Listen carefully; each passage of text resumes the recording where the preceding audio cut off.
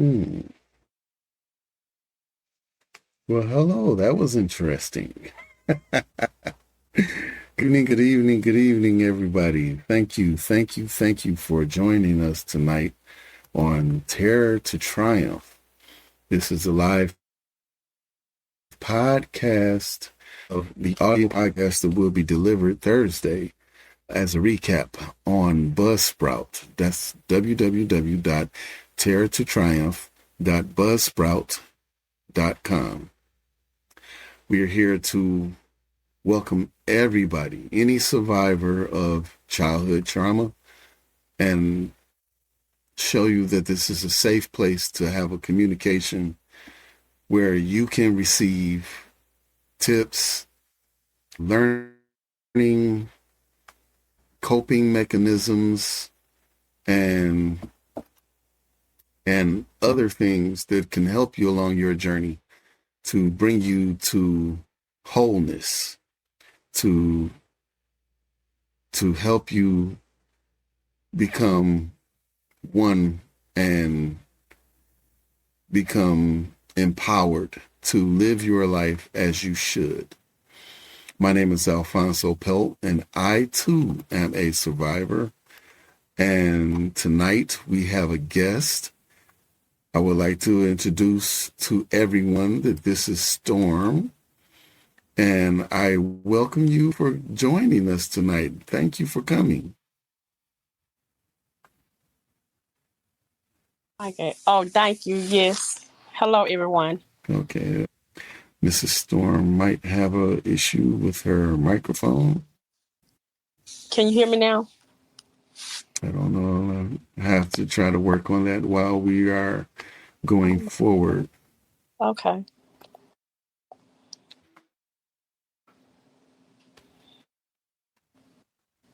Miss Storm, we are not receiving your audio. Oh, I'm going to see if there's nothing on my end I could do. We are a fairly new podcast, so there will be a lot of things that you and I, as you as a listener and I as the host, will be going through as we learn how to navigate podcasting. We're doing this together. So I yes. want everybody to know that this is not a pre-scripted or anything like that. Even though we do have a format to follow, that we're learning as you are learning with us. Okay, we're going to try this one more time. I hope it works this time. Miss Storm, are you there? Can you hear us? Can we Yes, hear I can you? hear you. Yeah, I can hear you. Can you hear me? Oh my goodness. It's crazy. Oh, you Oh know my. what? You're not going to believe this. For some reason, I just noticed this on my set. Don't hang up because it's an easy fix. Okay. We're just trying this over and over again. Okay, she's no longer there anymore.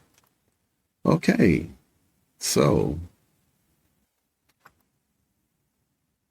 I apologize, everybody. We are still going forward with the show.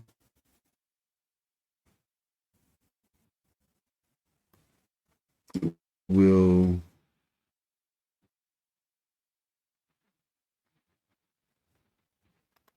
we will continue with our format for tonight. Again, I apologize for our technical difficulties tonight. We are still growing and learning, and I appreciate you all being patient with us. So, as I was saying, over the next 4 weeks, we're promised to you all, Storm and I will have the audio right next week. We're going to work on it probably tonight after the show. But we're going to explore trust from every angle. And tonight, I'm going to lay the foundation. We're going to be talking about what trust actually means. Oh, And she's trying to come back in, so I'm gonna try to put her back in here. Okay. Can you hear me now? I yes, we can hear you now. Yay! All right. Yes. Okay, welcome, Miss Storm. Thank you for joining us again. And okay, I was just pleading with the audience, telling them that we were going to work on it after the show. But I'm so happy that you were able to come on tonight for this show because we are digging into trust and why it matters in survivors, and most importantly, how to start rebuilding it with our gun. It's going to be vulnerable and it's going to be transformative. Here's what's coming. Tonight, in this episode, we're doing the rebuilding trust, starting with ourselves. Next week, I'm sorry, it'll be week after next, because we're having a bye week next week. So it'll be week after next. Excuse me, my apologies, everybody. And that's going to be how trust falters. So on the 22nd at 8 p.m., that'll be episode 5. And then we'll go off into practical practices. So we're going to actually learn what actually we can do to rebuild trust today. You know, maybe we have some kind of like mental workout we can do to start to learn how to build trust within ourselves. And then the last episode of the series will be episode 7, and that will be on sustaining trust, long-term healing. If you're struggling with trust, if you've been betrayed, if you don't know how to trust again, this mini series is going to be for you. So I want you to like, share, comment, send the word out to your family, send the word out to your friends. If you know somebody who's going through trust issues, maybe you're in a relationship now with a significant other that has trust issues, then you might want to just sit down with them and listen to this podcast over the next couple of weeks as we break it down for you.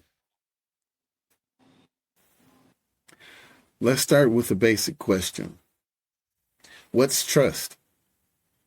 On the surface, it's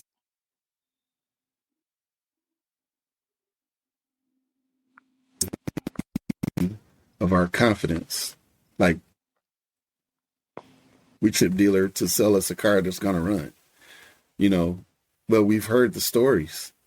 You know, we go to a dealership and we buy a car and this car turns out to be a limit. It breaks down on us within a month, you know, so that can develop trust issues where you can't trust something. So now we're wary every time we go to a dealership, not just that one, but the one subsequent that we go to. We have this notion in the back, all right, this guy's trying to sell us some garbage. It's kind of the same thing with us trying to establish relationships, whether it be friendships, co-workers, or significant others, even with family members, trying to regain that trust back. So while on the surface it seems simple, trying to gauge whether someone is worthy of our confidence is not. For survivors of childhood abuse, trust is very complicated because the people who were supposed to protect us, our caregivers, hurt us in ways that we can't imagine for the general population. They hurt us instead. And that trust didn't just break, it shattered before we even knew what it was.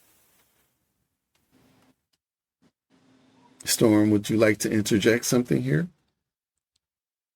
We all have trust issues. Like you said, would it be co-workers, would it be people, even people in the church, that you doubt that you could trust, and they did something to betray that trust. So So, you just have to, you have to take a deep breath. And if you have a therapist or you have someone that you can talk to, then that person can help you get through these trust issues, because we all have been betrayed, or we have been accused, or we have been victimized in some kind of way that will allow us to have trust issues. That's absolutely 100% on point. As a child growing up in a Roman Catholic church school setting, they were kind of like one and the same. The school had a built-in church into it. I had some friends that were molested by the priests there. And this was going on before it became very public that priests in the Roman Catholic Church were abusing children and the clergy. And I was firsthand to watch how my friend changed from being one type of person into another. And his trust issues were shattered. And it broke my heart because I knew who he used to be. And I saw him turning into who I was. And I didn't like myself because of the trauma that I went through. I hated my life. And I didn't want him to have that life that I had. But there was nothing I could do about it at the time, because I didn't think I could do anything at the time about it. When I'm still dealing with my own issues at home. So, yeah, trying to grow up in an abusive environment, you learn to doubt yourself. You learn that your feelings are wrong. You learn that your body signals, your fear, your discomfort, your pain should be ignored. So you even stop trusting yourself. And that's the real problem. Because you can't rebuild trust with others until you rebuild it with yourself first.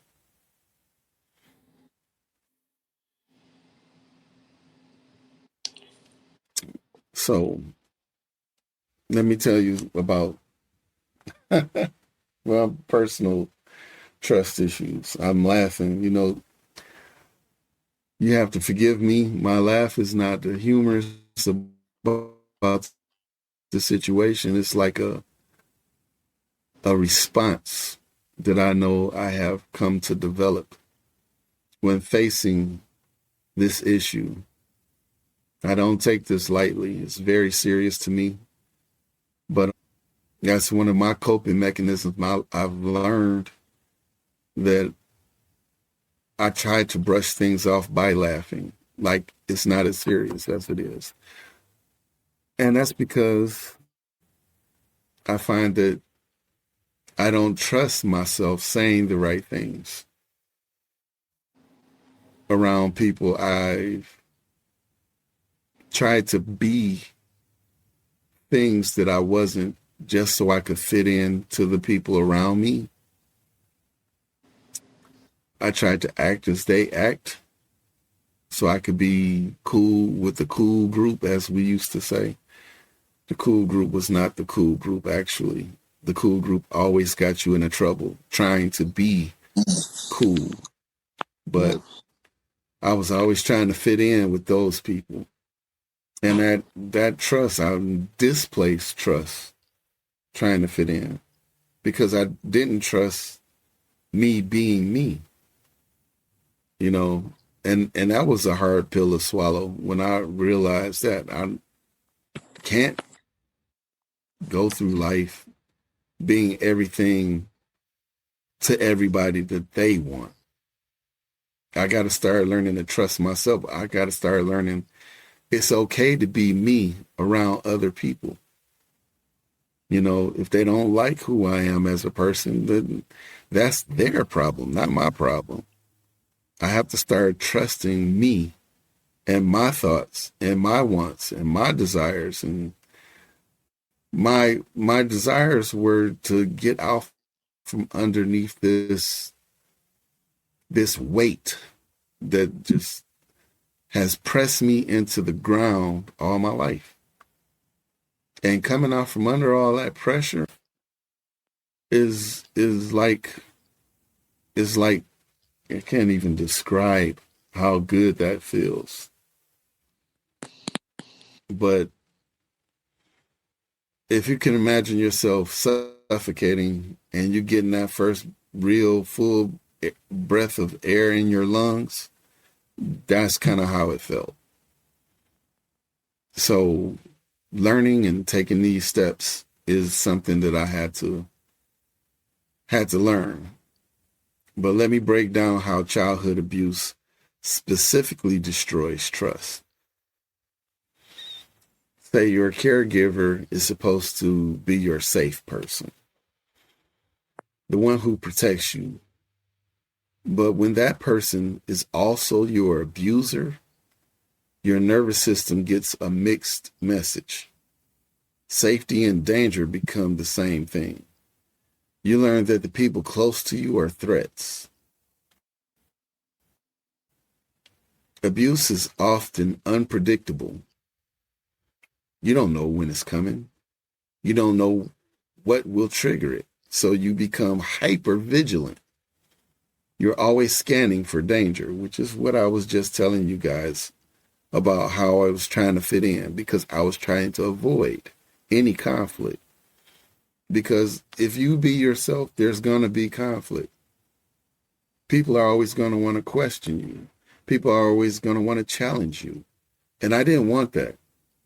I was trying to avoid all that. So I became this invisible person that's malleable to all types of situations. And that wasn't me. That's really being no one. It's like being a ghost, but being present as a ghost. You know, people see you, they can talk to you, but they don't really know you. You don't really know yourself. And that's a hard pill to swallow, trying to get to that point and addressing it and acknowledging that point. So while you don't know where this danger is coming from and you're trying to avoid it at all costs, you can't relax.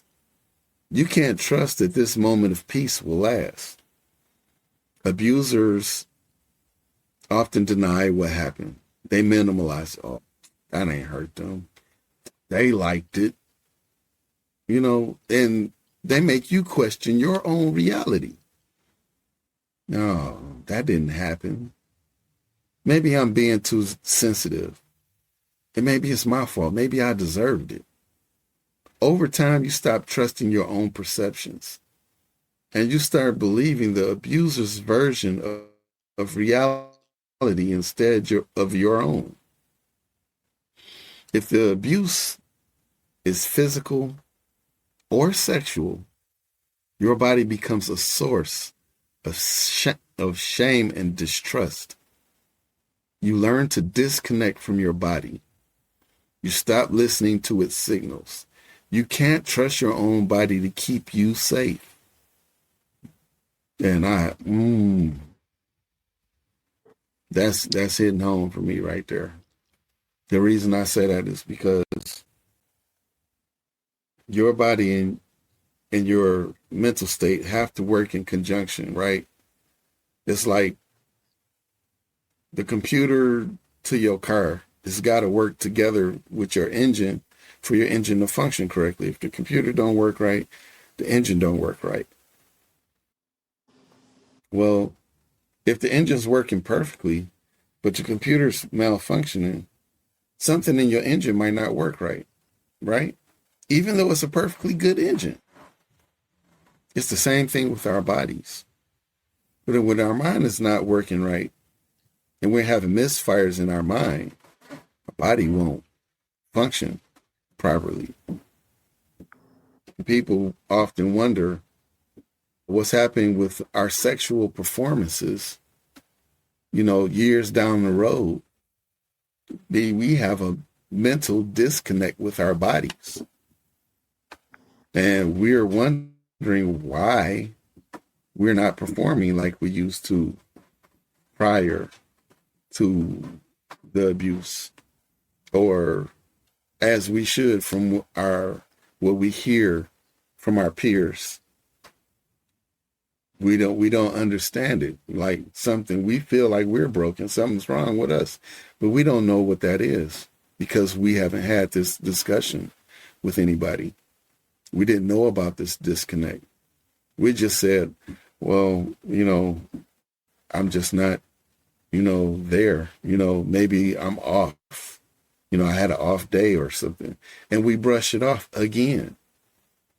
Yeah. Still not trusting our bodies. So what do you think, Storm? It's a lot. Like you said, you have gave many examples because I was raped, and being a victim of rape, that caused me to distance myself. That caused me to not Mm, trust. I have trust issues with everybody around me. I didn't know that I would distance myself away from my uncles until it took 10 years, and it took an incident for me to speak out, then get help, you know. And in speaking out and getting help because of an incident that happened at that time, mm, I was able to get therapy, but I found out that I was treating men during that time era, I was treating them like they, I was bullying them because I became a bully.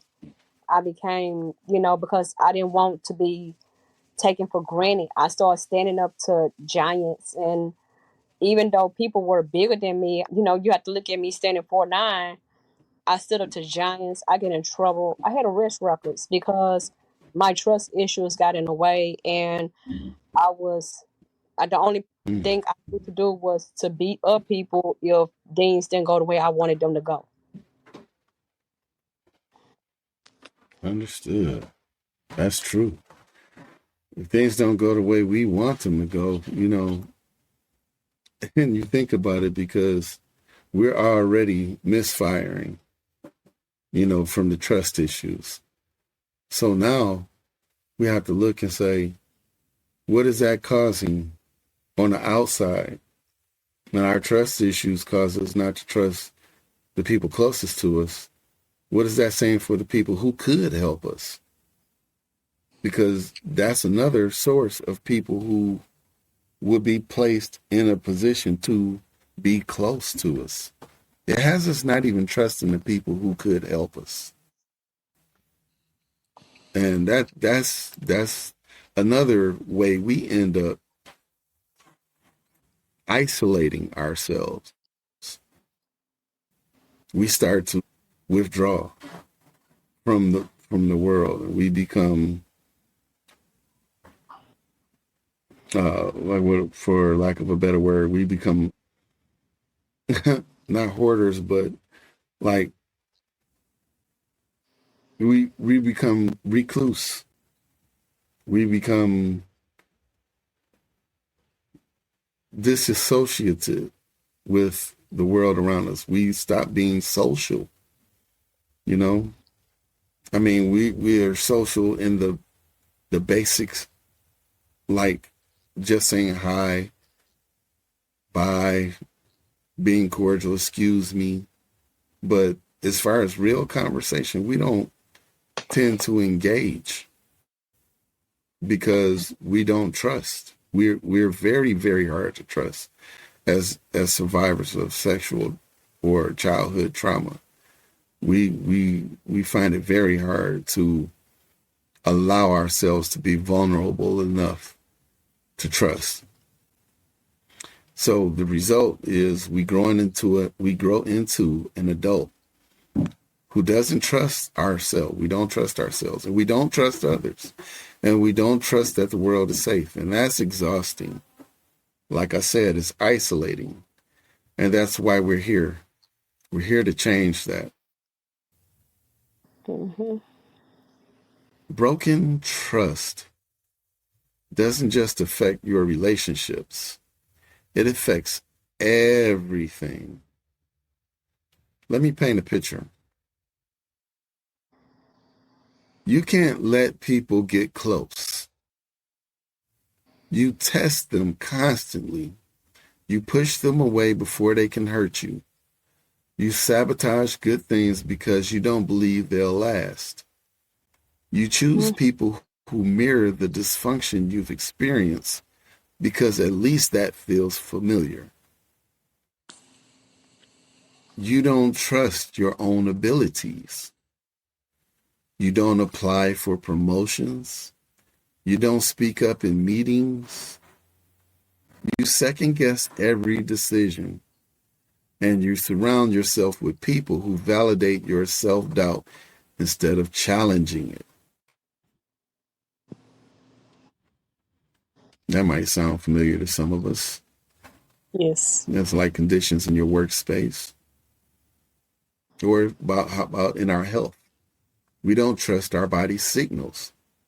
We ignore the pain. We push through exhaustion. We make choices that harm us because we've learned to distrust our own instincts about what's safe. And in our mental health, we struggle with anxiety and hypervigilance. We're always waiting for the other shoe to drop. You can't be present because you're scanning for danger. You might use substances or behaviors to numb that constant state of non-trusting.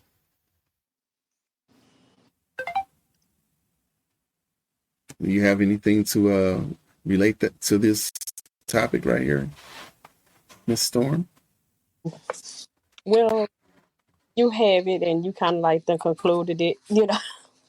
For what it is. Yes. Okay, I'll use something personal about myself.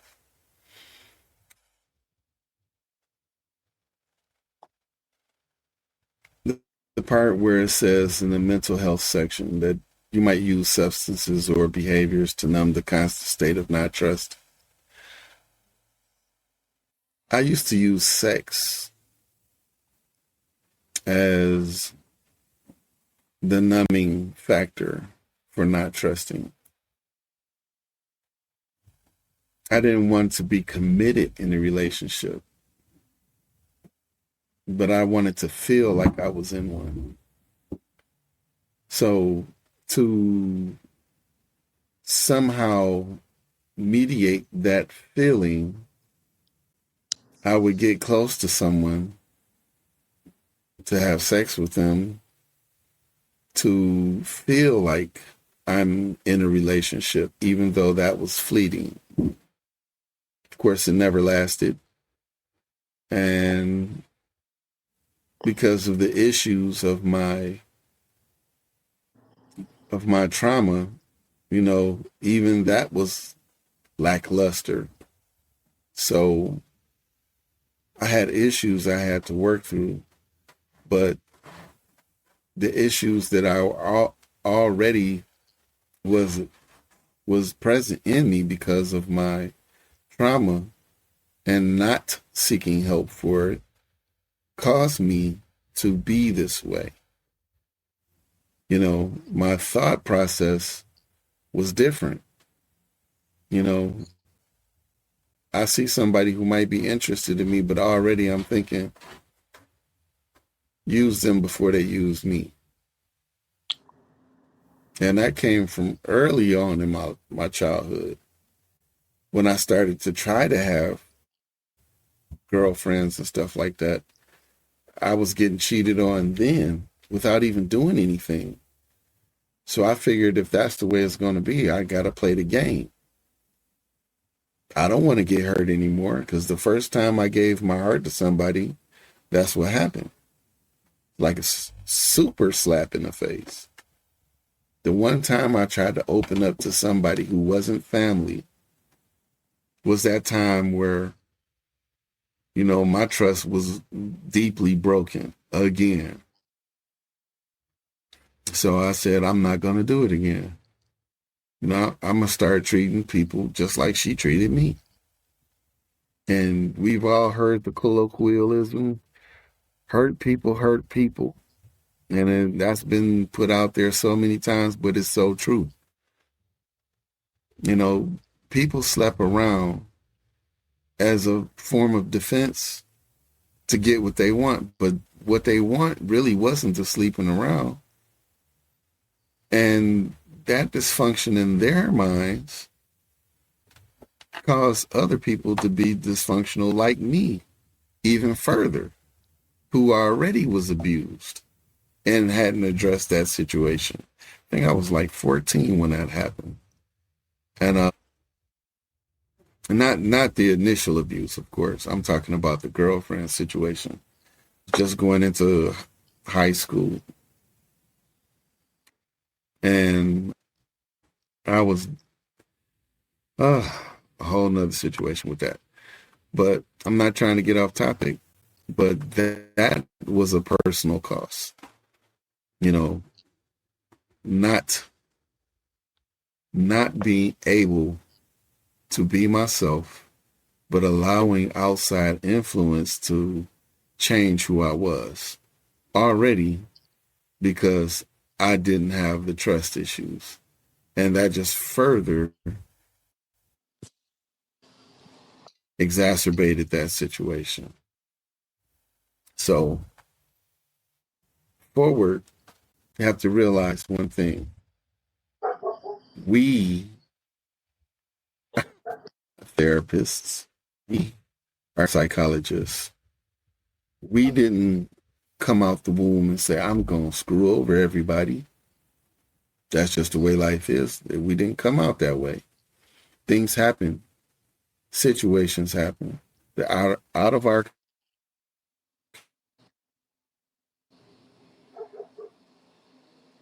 control.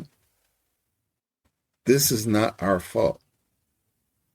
Our nervous systems learn to protect us.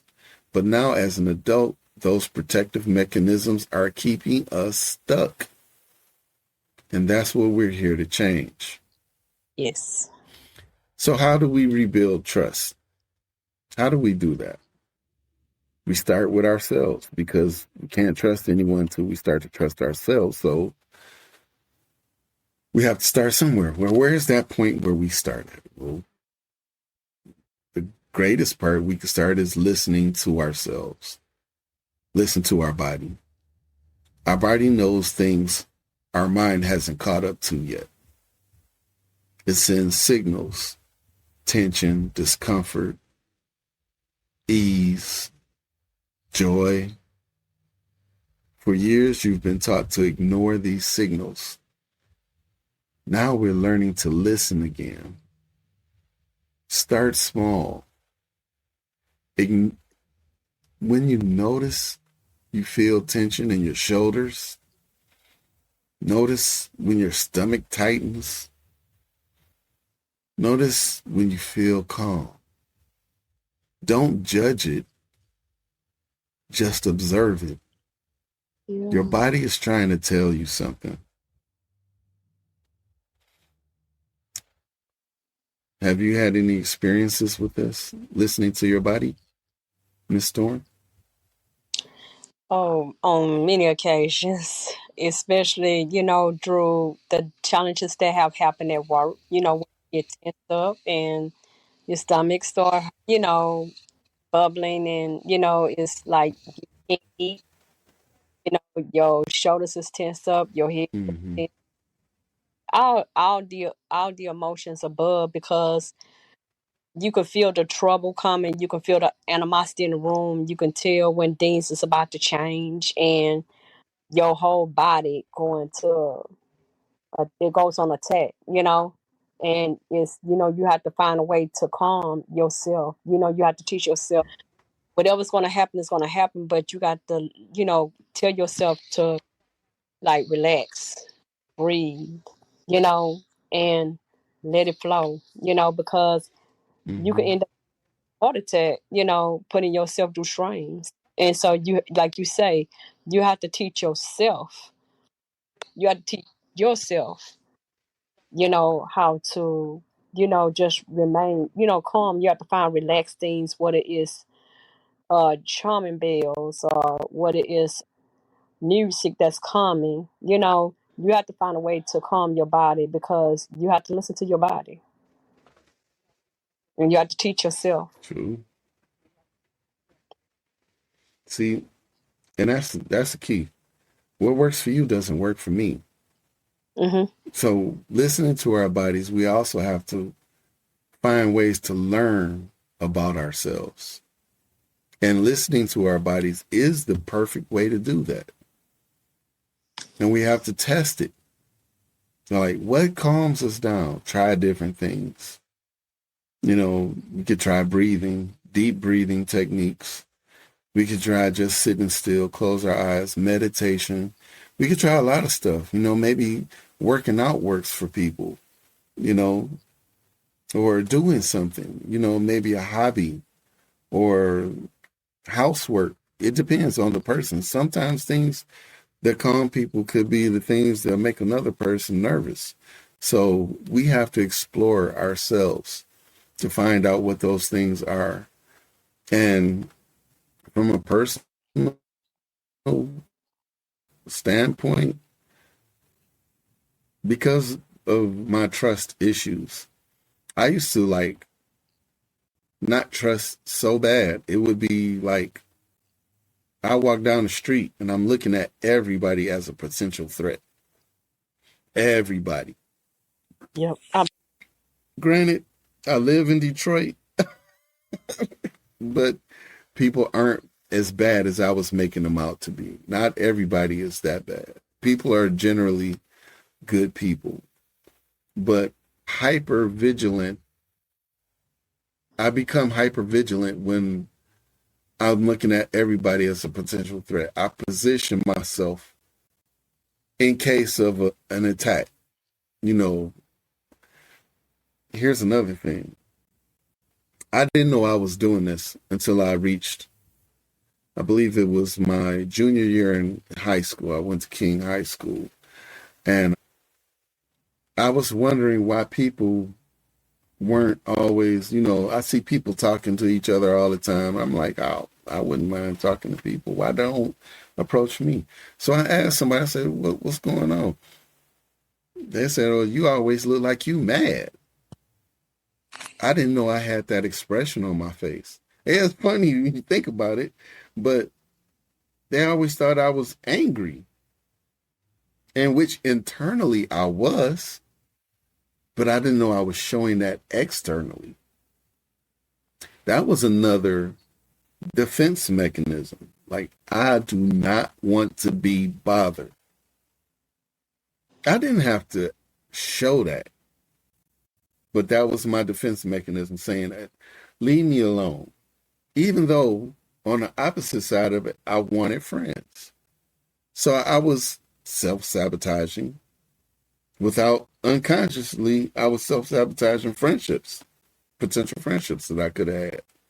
So when we look at what we just observed and discussed, paying attention, things like that, you would never notice about yourself unless you become aware of it. And the only way I could have become aware of that is that through that conversation. I had to ask, why aren't people more willing to talk to me? Have you noticed that? It's like, because you always look mad. You always look like you're ready to fight. Well, there it is. And I didn't understand at the time exactly what that meant as the young lady was explaining it to me the best way she could. But it actually was my defense mechanism manifesting in my face. And that's how it was sabotaging my desire to get along with people. And I would have never known that had I not had that conversation. So we have to look at our feelings as information for our minds to process.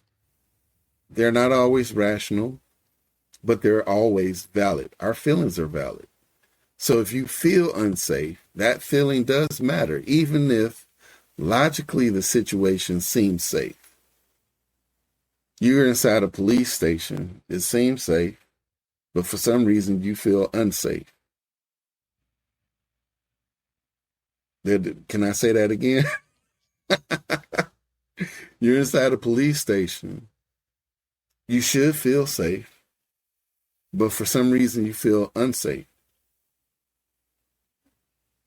Okay, I'm gonna just leave that there because I could go into that one. That's a whole nother conversation. But I just left that there so you can get context. Okay. Now,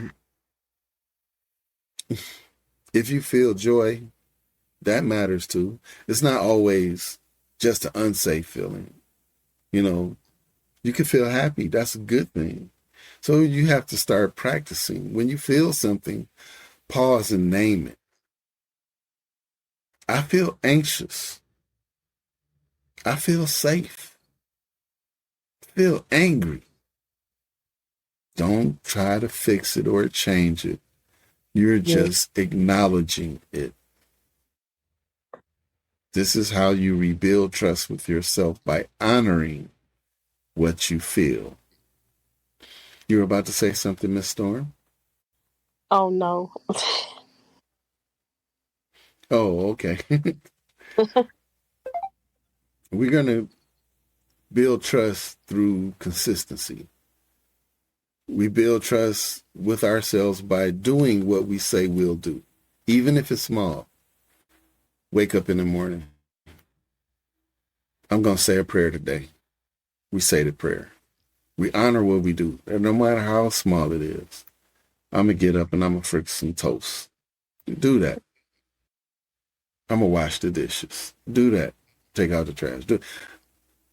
If it's a million small things, that's how you start to rebuild trust with yourself, because you say it and you do it. And then you start building it up. Say you'll drink a glass of water in the morning and you do it. Say you'll take a 10-minute walk and do it. You say you'll start a journal for 5 minutes and you do it. These small acts of self-trust compound. Your nervous system starts to believe, you know what? I can trust myself. I know I can follow through. Yes. And boundaries are an act of self-trust. I'm sorry, you were about to say something? No, I just say yes. I'll just comment in yes. Okay. Boundaries are an act of self-trust. When you say no to something that doesn't serve you, you're telling yourself, I trust my judgment. I trust that I know what's good for me. We start small. Say no to one thing this week. Notice how it feels. Does it feel scary? Good? Empowering? All of the above? The point is to practice trusting yourself enough to set a boundary. Got to practice self-compassion too. We're going to mess up. We're going to break promises to ourselves. We're going to ignore our body's signals. That's normal. That's human. The question is, how do we respond?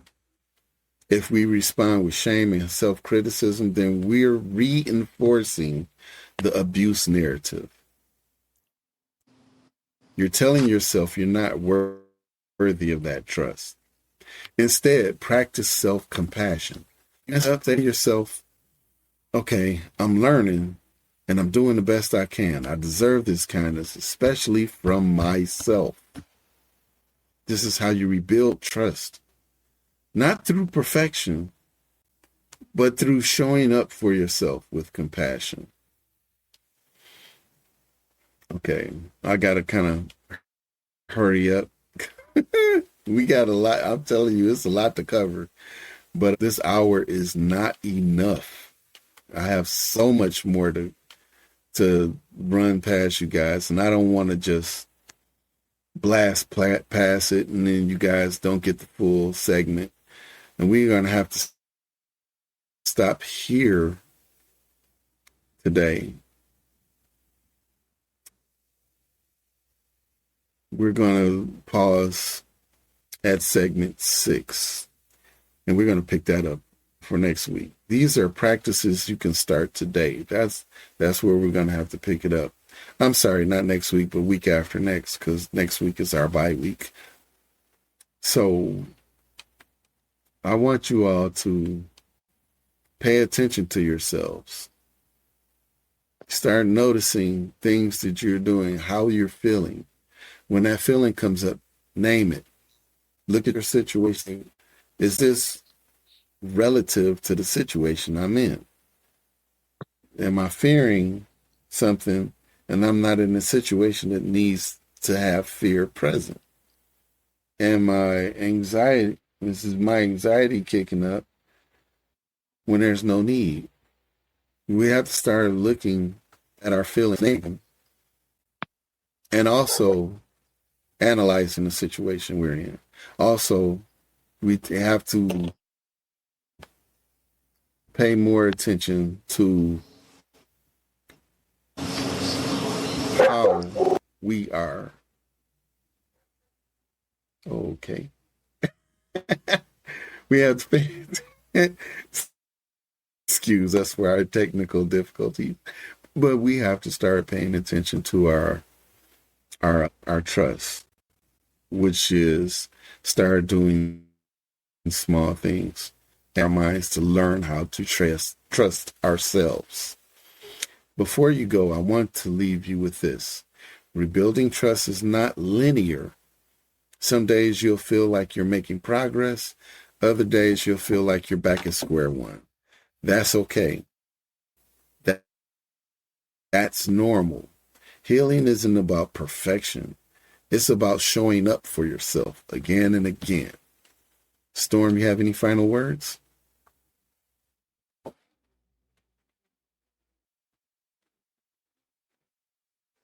Okay, we've lost Storm again. Like I say, we're going to fix this by next week.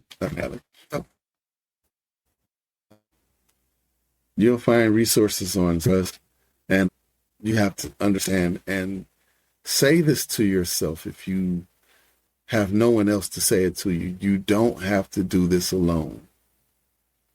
There's always someone you could talk to and go to, talk to them, and we can all find help in some way or another. I also want you all to know that there are professionals that are willing to help us. Anytime all these numbers listed here on your screen, they're telling you who you call for different reasons. You have the National Child Abuse Hotline. You have Sex Hotline. All of these national numbers, doesn't matter where you are, and that you can call any of them and receive the help that you need or be assisted to be directed to help you. There's a suicide and crisis hotline. I believe that number is 988. Is it 9? I don't want to get it wrong.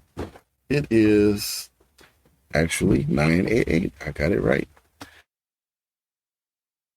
Okay. Next week, we'll be picking back up from segment 6 of this. It ends at segment 9, but like I said, we had a lot to pack into this show. So thank you all for coming. My name is Alpha Bell, the Triumph. Thank you for listening, for your courage. Your trust matters. Your feelings matter, and you matter. God bless you.